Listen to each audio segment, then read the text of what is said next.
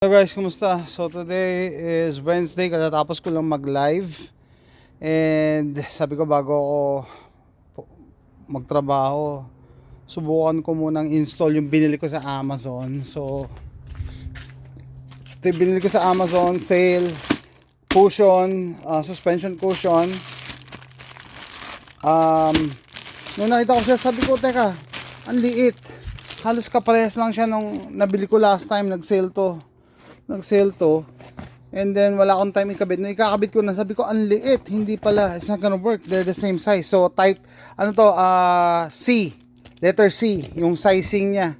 Wala kasi nakalagay for Nissan Sentra. So nung in-install ko, hindi kasya, and nagulat ako. Meron ako dito, ganun din nangyari, binili ko dati to para sa Expedition. Hindi naman to kasya sa Expedition, and nagkasya siya rito sa Nissan Sentra. So teka, wala, mahirap kasi pag bibili dito sa amin online eh. Pwede naman isole, kaso tapos na sa return window. Kaya ayan, so nagulat ako, kasya pala, malaki pala pag Nissan Sentra. So okay, ano sukat nito? Nissan Sentra or sedan katulad nyo, around 7 inches ang outside diameter, tapos yung inside diameter 6 inches, sakto sa Sentra. So madali lang mag-install pag sa harap. Sabi ko nga, ang complaint ko yung harap ko kasi sumasayad. Kaya isang pair lang yung binili ko, buti isang pair lang, mali pala. Isusoli ko yan ngayon. Eto, kailangan ko bumili ng isa pa para sa likod. Unahin ko yung harap kasi nga sumasayad ako.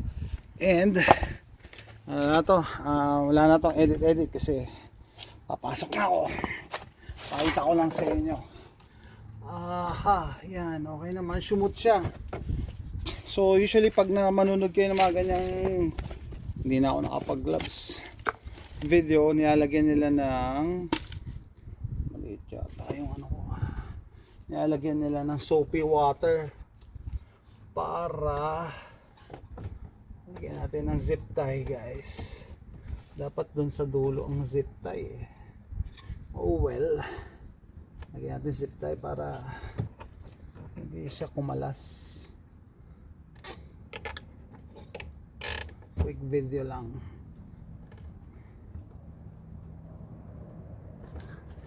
Hindi siya kumalas. So zip tie taas, zip tie baba.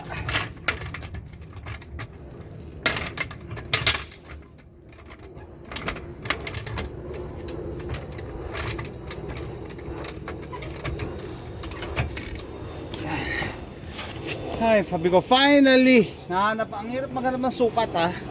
Aksidente lang, meron ako spare na hindi nagkaigi sa Expedition.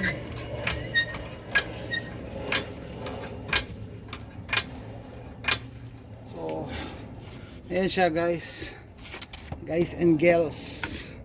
Pag nakakabit, 7 inches dapat ang diameter ha, para tumigas ng konti. Malambot yung suspension ko eh. Yan. So i-zip tie ko yung dulo-dulo para hindi humiwalay. Okay, yan siya. So anong benefit niyan? Aangat ng konti yung sasakyan, hindi na ako sasayad sa ilalim. Tapos yun nga, no, hindi ganong matigas yung hindi ganong malambot yung suspension. Pag malambot kasi konting lubak, lagabag eh. Okay, and most of the time itong Nissan, ako lang naman ang sakay, so walang weight.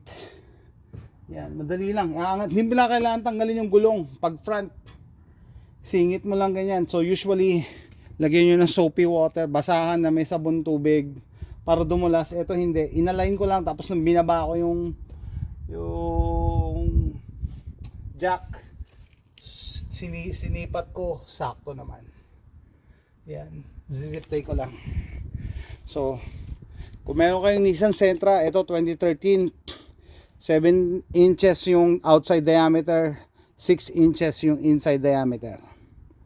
Yan, so excited na akong gamitin to. Malamang mas mag-i-improve ang aking ride, at saka road performance. See you next time, guys. Say hi naman, Gray. Ito yung bunso namin. Sinasamahan ako pag nagme-mekaniko ako dito. Say hi, Gray. Gray, sit down. No, sit down. Bye. Say goodbye.